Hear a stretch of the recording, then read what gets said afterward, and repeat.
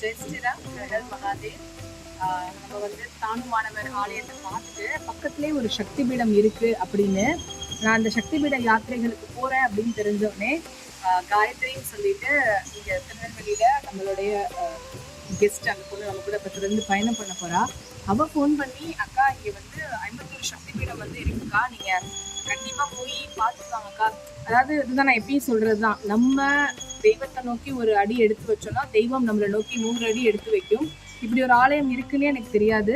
அவ ஃபோன் பண்ணி, அக்கா இங்க ஒரு ஆலயம் இருக்கு, நீங்க போய் பாருங்க, 51 சக்தி பீடத்துல அவளும் வராக்கா அப்படின்னு சொன்ன காரணத்தினால இன்னைக்கு நான் வந்து இங்க நிக்கிறேன். காயத்ரி, ரொம்ப ரொம்ப ரொம்ப தேங்க்ஸ்.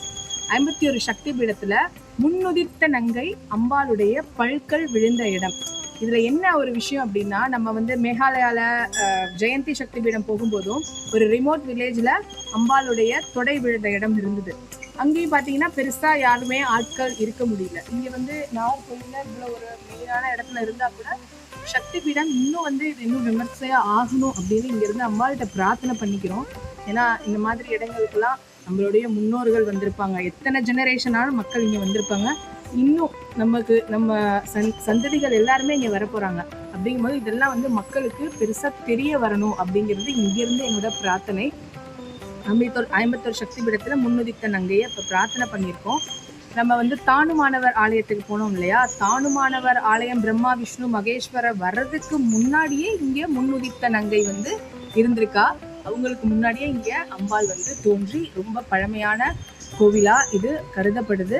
நீங்க வந்தீங்கன்னா கண்டிப்பா இந்த சக்தி பீடத்தையும் கண்டிப்பா வந்து நாகர்கோவில் வந்தீங்கன்னா பாருங்க. அம்பாளுடைய அனுகிரகமும் ஆசீர்வாதமும் உங்க எல்லாருக்கும் கிடைக்கட்டும். நிறைய இங்க இருக்கக்கூடிய அம்பாளுக்கு கீழே வந்து மகாமேரு வந்து பிரதிஷ்டை பண்ணப்பட்டிருக்கு. அம்பாளுடைய பாதத்துக்கு கீழே சக்கரம் வந்து பிரதிஷ்டை பண்ணப்பட்டிருக்கு அப்படின்னு இங்க சொல்றாங்க. அம்பாள் வந்து காளி ரூபத்துல கையில வேரி வச்சுட்டு பல் வச்சுட்டு அப்படிதான் இருக்கா. எப்படி இருந்தாலும் அந்த கருணையும் காருண்யமும் கொஞ்சம் கூட குறையவே இல்லை. அம்பாளுடைய ஆசீர்வாதம் உங்க எல்லாருக்குமே கிடைக்கட்டும். குருவே சரணம் சரணம்.